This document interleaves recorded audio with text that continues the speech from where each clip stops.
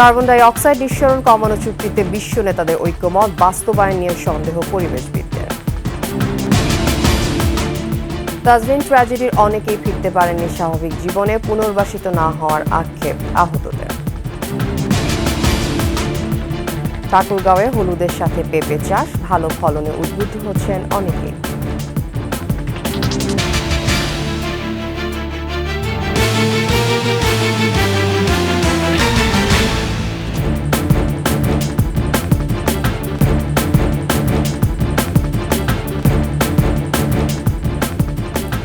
শুনছিলেন সংবাদ শিরোনাম। আমন্ত্রণ সকাল 7টার 21 সংবাদে আপনাদের সাথে থাকছি আমি তাসলিমা আফিফা। দর্শক, 21 টেলিভিশনের সংবাদ একই সাথে সরাসরি দেখতে পাবেন আমাদের ফেসবুক পেজ www.facebook.com/2124 অনলাইনে। এছাড়া সাবস্ক্রাইব করতে পারেন www.youtube.com/21TV এই চ্যানেলে।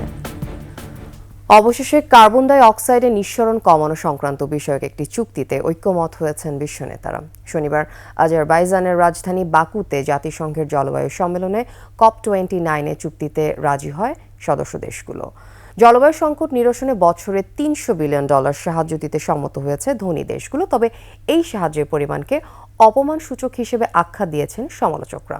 চুক্তি অনুযায়ী বৃক্ষরোপণ এবং বায়ু বিদ্যুৎ উৎপাদনের মতো বিভিন্ন প্রকল্প হাতে নেবে দরিদ্র দেশগুলো। চুক্তিটি কার্বন নিঃসরণ কমানোর লক্ষ্যে একটি বৈশ্বিক বাজার তৈরি এবং এর নিয়ম নীতি নিয়ে, যে বাজারে কার্বন ক্রেডিট কেনাবেচা করতে পারবে দেশগুলো।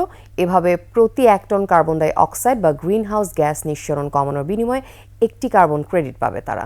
সম্মেলন শুক্রবার শেষ হওয়ার কথা থাকলেও অর্থায়ন নিয়ে তীব্র মতবিরোধের কারণে তা 12তম দিনে গড়ায়। প্রায় 1 দশক পর কার্বন নিঃসরণ হ্রাস চুক্তিতে ঐক্যমতে পৌঁছালেও কতটুকু কার্যকর হবে তা নিয়ে সন্দিহান পরিবেশবিদরা।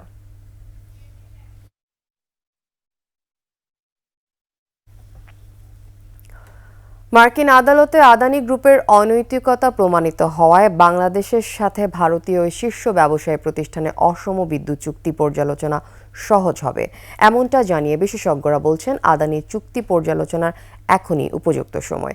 বিগত হাসিনার সরকারের আমলে অন্যায্য চুক্তির ফাঁদে ফেলে বাংলাদেশে উচ্চ মূল্যে বিদ্যুৎ বিক্রি করছে আদানি গ্রুপ।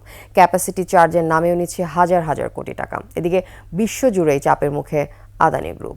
রিপোর্ট সঞ্জয় অধিকারের। অবশেষে বেকায়দায় পড়েছে ভারতীয় আদানি গ্রুপ। ঘুষ কেলেঙ্কারির ঘটনায় যুক্তরাষ্ট্রের আদালতে অভিযুক্ত ভারতীয় এই শীর্ষ ব্যবসায়ী প্রতিষ্ঠান।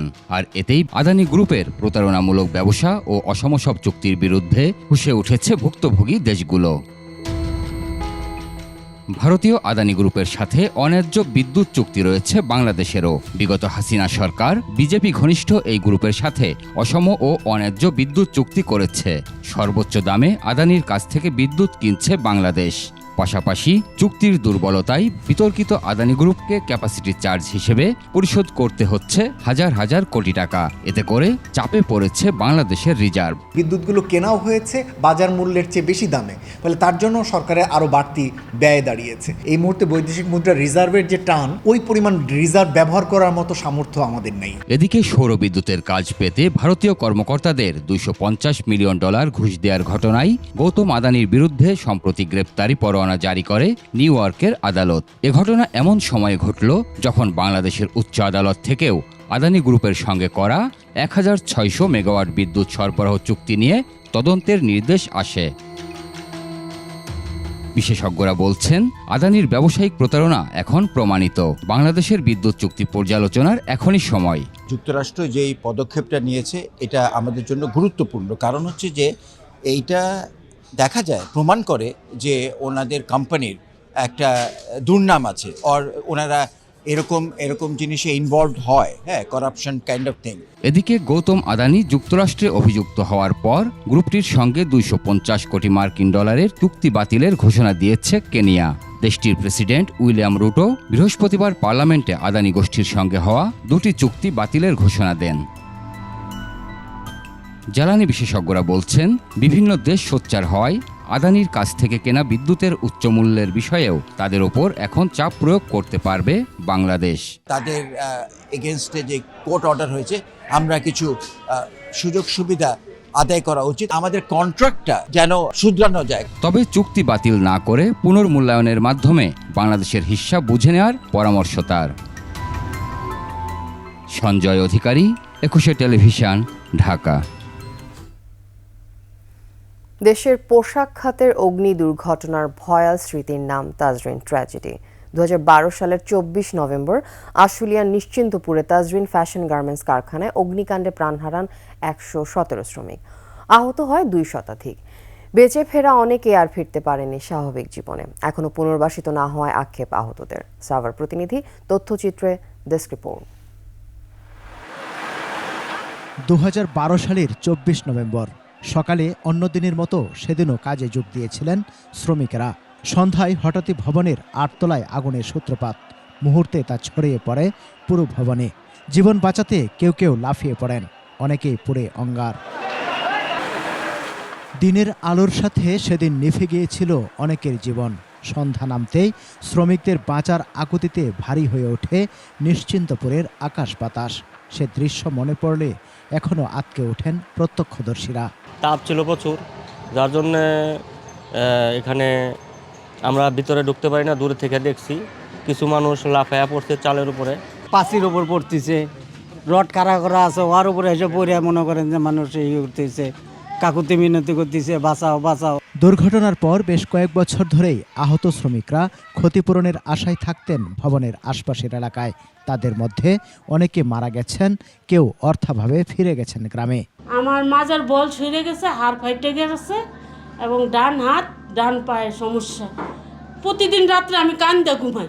তাজরিন গার্মেন্টস বেকার ফালে থইছে, হয় চালু করো, আর যদি চালু নাই করে আমাদের জন্য ঘর বাড়ি বানাই দেব, আমরা থাকি। আগের তো প্রতারণা করিয়া গেছে সরকার।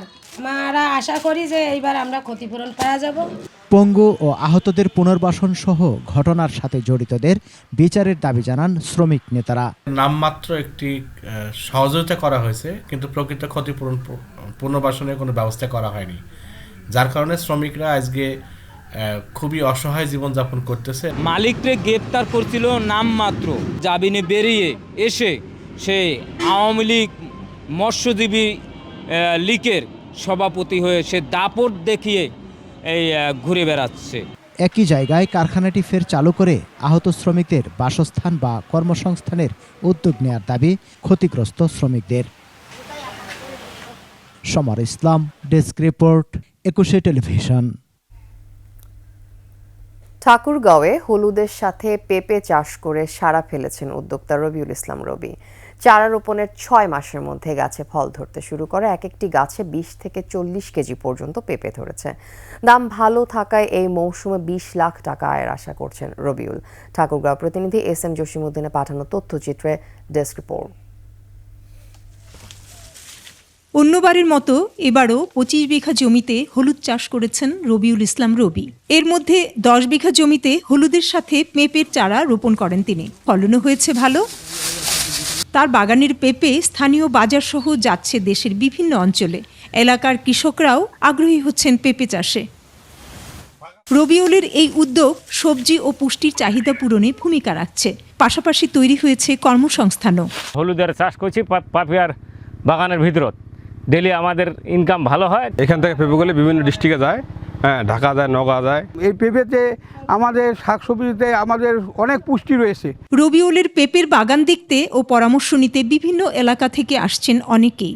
ওনার এটা চাষাবাদ দেখে আমরা খুব খুশি হয়েছি, এবং এই চাষাবাদটা সম্পূর্ণরূপে দেখা শেষ হলে আমরা হয়তো আগামীতে চাষের ব্যবস্থা নিব। পেঁপে এমনই একটি সবজি, এমনই একটি ফল যেটা মানুষের যাদের অ্যাসিডিটি আছে, যাদের গ্যাসের সমস্যা আছে, এটা থেকে অত্যন্ত নিবারণ করে। পেঁপে চাষ করতে রবিউলের খরচ হয়েছে 7 লাখ টাকা, তবে 20 লাখ টাকা আয়ের আশা করছেন তিনি। হলুদের মধ্যে সাথী ফসল হিসাবে যদি পেঁপে চাষ করা যায় তাহলে মনে হয় যে আমি লাভবান হতে পারবো, কারণ হলুদ ছায়াতেও হয়। স্থানীয় ব্যবসায়ীরা জানান প্রতিমন কাঁচা পেঁপে 800 ও পাকা পেঁপে 1600 টাকা দরে বাগান থেকেই কিনছেন তারা। পেঁপের ব্যবসা করে বিভিন্ন জেলায় পাঠায়, ঢাকা, চিটাগাং, আর নকল বাজারে কম বিক্রি হয়। সার্বক্ষণিক কারিগরি সহায়তা সহ পরামর্শ দিচ্ছে স্থানীয় কৃষি বিভাগ। এখনও তার জমিতে যে পেঁপে রয়েছে সেই পেঁপে কিন্তু এখনও প্রায় 15-16 লক্ষ টাকার পেঁপে তিনি বিক্রি করতে পারবেন বলে আশাবাদ ব্যক্ত করেন। কৃষি সম্প্রসারণ অধিদপ্তরের সাথে তার নিবিড় যোগাযোগ রয়েছে। ঠাকুরগাঁওয়ে চলতি মৌসুমে 235 হেক্টর জমিতে হলুদ ও পেঁপে চাষ হয়েছে 16 হেক্টর জমিতে। Banushri Dolly, desk report, 21 television. আর এরই সাথে শেষ করছি সকাল 7টার 21 সংবাদ। তবে যাবার আগে সংবাদ শিরোনামগুলো জানিয়ে দিব আরও একবার। কার্বন ডাই অক্সাইড নিঃসরণ কমানো চুক্তিতে বিশ্ব নেতাদের ঐক্যমত, বাস্তবায়ন নিয়ে সন্দেহ পরিবেশবিদদের। তাজরিন ট্র্যাজেডির অনেকেই ফিরতে পারেনি স্বাভাবিক জীবনে, পুনর্বাসিত না হওয়ার আক্ষেপ আহতদের। ঠাকুরগাঁওয়ে হলুদের সাথে পেঁপে চাষ, ভালো ফলনে উদ্বুদ্ধ হচ্ছেন অনেকে।